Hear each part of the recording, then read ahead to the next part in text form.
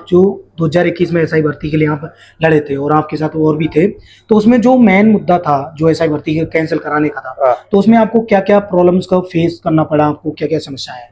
देखो ऐसा है, जब ये भर्ती हुई 2021 में पेपर लीक हुआ, हमें पता लगा पेपर लीक हुआ तो उसके अगले दिन ही हम शहीद स्मारक पे चले गए और सरकार से हमने मांग करी कि इस भर्ती प्रक्रिया में धांधली हुई है, घोटाला हुआ है और इसको आप रद्द करिए। लेकिन रद्द करने की वजह अशोक गहलोत सरकार थी उस समय, उन्होंने लाठियां चलाई, वहां से भगाने का प्रयास किया, परेशान करने का प्रयास किया। उस दौरान उस समय हमारे साथ में करुणलाल जी भी आए और एक लंबी लड़ाई हमने शहीद स्मारक पर 5-7 दिन की लड़ी।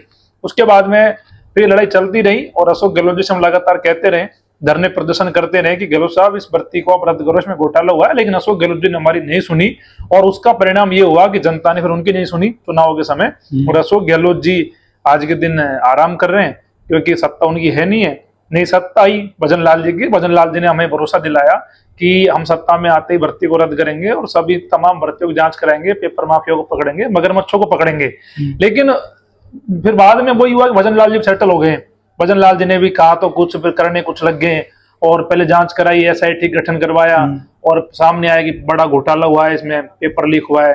और भजन लाल जी ने 6 जांच एजेंसियों से मतलब अपनी सहमति ली, अलग अलग विभागों से पूछा कि भर्ती को रद्द करे नहीं करे, सबने कहा रद्द कर दो। बाद में कोर्ट में जाके पलट गए और भजन लाल सरकार में भी हम खूब आंदोलन करे, धरने करे, खूब लाठियां खाई, खूब जेल गए, लेकिन लड़ते रहे। और पूरे सिस्टम से लड़ना, पेपर माफियाओं से लड़ना, दो सरकारों से लड़ना आसान नहीं होता है, लेकिन वो लड़ाई लड़ी।